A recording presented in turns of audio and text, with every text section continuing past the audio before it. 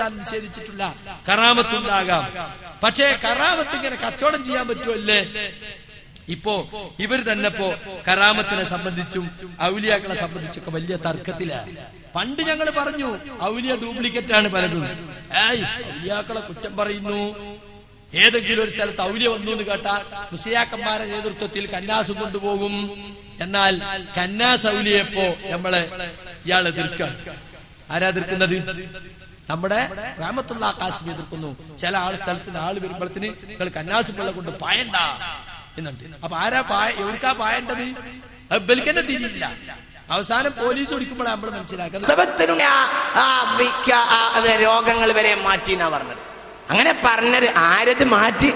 ആരുടേതാ മാറ്റിയത്? അത് ചില കാറ്റിന്റെ കറാമത്തുകളാണ്. ഞാൻ പറയും, കോഴിക്കോട്ടുകാർ പറയും നിലമ്പൂരൊക്കെ ഒരുപാട് ആളുകൾ അത് മാറ്റിയിട്ടുണ്ട്. നിലമ്പൂർക്കാർ പറയും ഇതിന്റെയൊക്കെ പിന്നിൽ ഒരു ശബക്കത്തുണ്ടെന്ന് നമ്മൾ മനസ്സിലാക്കണം. ഈ ആനമയിൽ ഒട്ടകം എന്ന് പറഞ്ഞ സാധനം ഉണ്ട്. എന്റെ കുട്ടിക്കാലത്തൊക്കെ ഈ സ്കൂള് ആനിവേഴ്സറി ഒക്കെ ഉണ്ടാവുമ്പോ ഞാനിത് കാണാറുണ്ടായിരുന്നു. ഈ ആനമയിൽ ഒട്ടകത്തിന്റെ ആളുകൾ സത്യത്തിൽ ആരാ?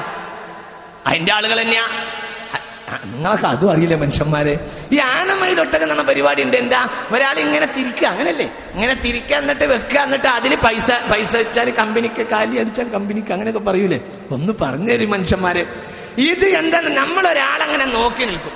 ഒരാളങ്ങനെ നോക്കിക്കുമ്പോ നമ്മൾ ഈ ആനമയിൽ ഒട്ടകത്തിന് അടുത്തേക്ക് ഇങ്ങനെ ചെന്നാല് ഒരാളിങ്ങനെ 10 നോട്ട്, 100 നോട്ട്, 50 നോട്ട് ഇങ്ങനെ വാരിക്കൊണ്ട് പോകുന്നുണ്ടാവും. വെക്കുന്ന ഇതിന് ഇയാൾ പോക്കറ്റിൽ ഇടുന്നു. വെക്കുന്ന 10 വെച്ചാൽ 100 കിട്ടുന്നത്. ഇത് നമ്മൾ വിചാരിക്കുമ്പോ സുബ്ഹാനല്ലാഹ്, മൊലാളിയാകാൻ ഇതന്നെയാണ് ചാൻസ് എന്ന് നമ്മൾ മനസ്സിലാക്കും. ഉടനെ നമ്മൾ വെക്കും. നമുക്ക് ജീവിതത്തിൽ പോക്കറ്റ് കീറിയനല്ലാതെ എന്റെ അങ്ങനെയായത് ആനമയിലിന് ഒട്ടകത്തിന് വെച്ച ആള് ഒന്നിരിക്കാൻ അതിന്റെ ഓണറോ അല്ലെങ്കിൽ കൂടെയുള്ള ഹെൽപ്പറോ ഇതന്നെ. അപ്പൊ ഇത്തരം ഈ ശബക്കത്തിൽ ഇത് വലിയ സംഗതിയാ. ഈ ശബക്കത്ത് ഇവിടെ സമൂഹത്തിൽ ഒരു പ്രത്യേകമായ ഒരു നെറ്റ്വർക്ക് ഇതിന്റെ പിന്നിലുണ്ട് നമ്മൾ മനസ്സിലാക്കണം. അത് ഓരോ പ്രദേശത്തും ആ നെറ്റ്വർക്ക് നടന്നുകൊണ്ടിരിക്കും. ഒരു പ്രത്യേക സമൂഹം ഇതിന്റെ പിന്നിലുണ്ട്. ഈ ഒരു അവസരത്തിൽ ഈ കന്നാസ് മുഴുവൻ തീർന്ന ഒരു 8 കൊല്ലം മുമ്പ് താനൂരിലേക്ക് അഡീഷണൽ ബസ് സർവീസ് ഉണ്ടായി. ആ മലപ്പുറം ജില്ലയിലേക്ക് പെണ്ണുങ്ങൾ മുഴുവൻ നേരം വെളുത്താൽ അങ്ങോട്ട്, നേരം വെളുത്ത് ഇപ്പോഴുണ്ട്, ചില പ്രദേശങ്ങളിലൊക്കെ ഉണ്ട്. ഞാൻ വിശദീകരിക്കണില്ല. അതൊക്കെ ആരോഗ്യകരമല്ലാത്ത ചികിത്സകളാകുന്നു. ചില പ്രദേശങ്ങളിലൊക്കെ ബസ് ഇങ്ങനെ ഫുൾ ലോഡ് വന്നിട്ട് ചിലടത്ത് വന്ന് ഇറക്കി പോകുന്ന ചില സിദ്ധപ്പണികൾ ഇന്നും നമ്മളെ നാട്ടിൽ നടക്കുന്നു. അതത്ര നല്ല ഒരു ഏർപ്പാടൊന്നുമല്ല. അതിന് വലിയ വിഷയം എന്താണെന്നറിയോ ഉണ്ടായത്? ഇങ്ങനെ ഊതി വെള്ളം ഊതിക്കൊടുത്ത് ഈ കന്നാസ് നിറച്ചു കൊണ്ടുപോയി ചാപ്പനങ്ങാടി, പരപ്പനങ്ങാടി, താനൂര്, തിരൂര്, വൈലത്തൂര്, കോട്ടക്കല്, അടുക്കള, ചട്ടിപ്പറമ്പ്, ആ ഭാഗത്തുള്ള മുഴുവനും പൊടി പിടിച്ച കന്നാസ് മുഴുവനും ഒക്കെ തീർന്നു. വെള്ളം കുത്തിന് ഊതി കൊടുക്കാൻ നേരം കിട്ടാഞ്ഞിട്ട് കിണറ്റിൽ ഊതി മുക്കിക്കൊണ്ടുപോകാൻ പറഞ്ഞു എന്നാ പറഞ്ഞു. മനസ്സിലായില്ല? അത് അറിഞ്ഞിട്ടില്ലേ നിങ്ങള്? അവസാനം വിവരം കിട്ടിയത് മുറിച്ചിട്ടില്ലായിരുന്നു. തിരിഞ്ഞില്ല. ഷെയ്ഖുനാൻ്റെത് മുറിച്ചിട്ടില്ലായിരുന്നു. തിരിഞ്ഞില്ല. ഞാൻ നീ വിശദീകരിക്കണില്ല, എനിക്ക് പരിധിയുണ്ട്. തിരിഞ്ഞില്ലല്ലോ പ്രശ്നം. ഇനി എന്താ ബാവ അതിനേക്കാളൊരു പച്ച പറയല്? ഈ ഷെയ്ഖുനാൻ്റെത് മുറിച്ചിട്ടില്ല, മാർക്ക കല്യാണം കഴിച്ചിട്ടില്ല, സാധനം നമ്മളാളല്ല. എന്നെ കാര്യം ഈ ജാതി കുറെ പുതിയ ഔലിയാക്കന്മാർ, ഔലിയാപ്പാപ്പാന്റെ കറാമത്ത് കോഴിക്കോട്ട് നിലമ്പൂര് കേൾക്കും, നിലമ്പൂര് കോഴിക്കോട്ട് കേൾക്കും. അങ്ങനെ ആ കറാമത്ത് ഈ കാറ്റ് വീശുന്ന കറാമത്തിന്റെ ഔലിയാപ്പാപ്പമാരെ തന്നെ കാക്കണം. അപ്പൊ ആദ്യം ഔലിയ വന്ന സംസ്ഥാനത്തിൽ പോയിട്ട് ഒരു ചെക്കപ്പ് നടത്തണം. മുറിച്ചിട്ടുണ്ടോ, മുറിച്ചിട്ടില്ലേ, മുസ്ലിമാണോ അല്ലേ? ആണാണെങ്കിൽ നടത്താം, പെണ്ണാണെങ്കിൽ നിങ്ങൾ എന്താ കാട്ടുക? നിങ്ങളിപ്പോ മനമ്പത്ത് ബീവിക്ക് എന്തിയാ കാട്ടി? ഒരു പേരറിയില്ല, മശഹൂറും കുറവില്ല, ബഹുമാന്യരൊക്കെ പെറ്റ നാട്. പിന്നെ വെളിയങ്കോടും ഒരു കാലി കുഞ്ഞിമരക്കാർ ശഹീദോരും ബഹുമാന്യരൊക്കെ പെറ്റ നാട്. ഒരു പെണ്ണിന്റെ ജഡം പൊന്നാനി മുനമ്പം കടപ്പുറത്ത് വന്നടിഞ്ഞു.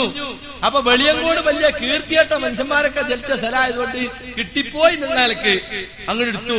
സുന്നത്തേച്ചോ നോക്കാനും വയ്യല്ലോ. നിങ്ങൾ നോക്കിയോ? മുസ്ലിമാന്ന് തീരുമാനിച്ചോ? അപ്പുണ്ടാക്കിയില്ല നിങ്ങൾ ചാറും. നിങ്ങളെ എല്ലാ പ്രസിദ്ധീകരണത്തിനും പരസ്യം കൊടുത്തു. മുനമ്പത്ത് ബീവി അപ്പൊ തന്നെ പുത്തമ്പള്ളിക്കാർ വന്നിട്ട് വില പറഞ്ഞു. വല്ലാതെ ഇത് പൊന്തുകയെന്ന് കണ്ടപ്പോ പുത്തമ്പള്ളിയിലെ കച്ചവടം കുറയല്ലോ. 8 കോടിക്ക് കൊടുക്കണോ? എത്ര കൊല്ലം മുമ്പാണ് ആലോചിച്ച് നോക്കണം. 8 കോടിക്ക് കൊടുക്കണോ? കൊടുക്കൂലായിരുന്നു. കാരണം ഞമ്മക്കും പറ്റുമല്ലത്. അപ്പൊ ഊരും പേരറിയാത്തൊരു പെണ്ണിനെ കൊണ്ടുവന്നിട്ട് ജാറാക്കിയത് നിങ്ങളാളുകൾ തന്നെയാ. പിന്നെ കന്നാസും വെള്ളത്തിനൊക്കെ ഓരോ ജാറത്തിന് പിന്നിലും ഓരോ ഔലിയാക്ക് പിന്നിലും ഓരോ മുസ്ലിയാരുണ്ടാവും. ഓലെ ഫത്വ അനുസരിച്ച് അതൊക്കെ നടക്കണത്. ആ നാട്ടിൽ നിന്ന് അതിന് കമ്മീഷൻ ഉണ്ടാവും അവിടുത്തെ മുസ്ലിയാർക്ക്. ആ മുസ്ലിയാർ അതിനെ പറ്റി പ്രസംഗിച്ചു കൊടുക്കല. എന്നിട്ട് ഇപ്പൊ പറയുന്നു ഒറിജിനൽ ഉണ്ട്, ഡ്യൂപ്ലിക്കേറ്റും ഉണ്ട്. എങ്ങനെയാ തിരിയാ? അത് പോലീസ് പിടിക്കുമ്പോ നമ്മക്ക് മനസ്സിലാവും.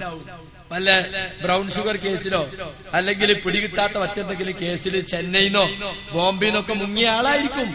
മലബാറിൽ ഏതെങ്കിലും സ്ഥലത്ത് വന്നിരുന്നിട്ട് ഇങ്ങനെ മിണ്ടാണ്ട് കുത്തിരുന്നായി പള്ളിക്ക് ഒരു പച്ചത്തലീക്കെട്ടും ഒരു കുന്തുറൂസുമാല കൗത്തിലും ഒക്കെ ഇട്ടിട്ട് ഇങ്ങനെ വന്ന് കുത്തിരുന്ന ഒരു വാണ്ടോണ്ടായാ മതി. മിണ്ടിയാ പോയി ഇങ്ങനെ എന്തെങ്കിലുമൊക്കെ പറയാം. അരപ്പിന് ലൂസായിരിക്കണം. നിങ്ങൾ ഔലിയാക്കന്മാരെ മിനിമം ക്വാളിഫിക്കേഷൻ അതാ. മുഴുവൻ പിരിയുള്ളവരെ നിങ്ങൾക്ക് പറ്റൂല. അരപ്പിന് ലൂസാകണം. നിങ്ങളെ ഭയങ്കര കോയപ്പ ശംസുലല്ലോ തറക്കല്ലിടാൻ പോയത്. അയാൾക്ക് ബുദ്ധി ഉണ്ടായിരുന്നോ? ശാശാൽ ഭ്രാന്തല്ലേ അയാൾക്ക്? ബീരാൻ ഔലിയ പാപ്പ തലക്ക് വെളിയില്ലാത്ത ആളല്ലായിരുന്നോ? നിങ്ങൾ ഔലിയാക്കന്മാരെ ആർക്കാ തലക്ക് വെളി ഉള്ളത് ശരിക്ക്? അപ്പൊ നിങ്ങൾ കണ്ടുപിടിച്ച് മജാനീനുള്ള ഒക്കലായ ബുദ്ധിയുള്ള ഭ്രാന്തന്മാർ. കൊണ്ടിറക്കണോലും ഭ്രാന്താണ് എന്നർത്ഥം. വേറൊന്നുമല്ല. ഇവന് ഭ്രാന്താണെന്ന് ഇപ്പം പറയും, മറ്റോന് ഭ്രാന്താന്ന് പോലും പറയും. അത്രേ ഉള്ളൂ, വേറെ വിഷയമൊന്നുമില്ല.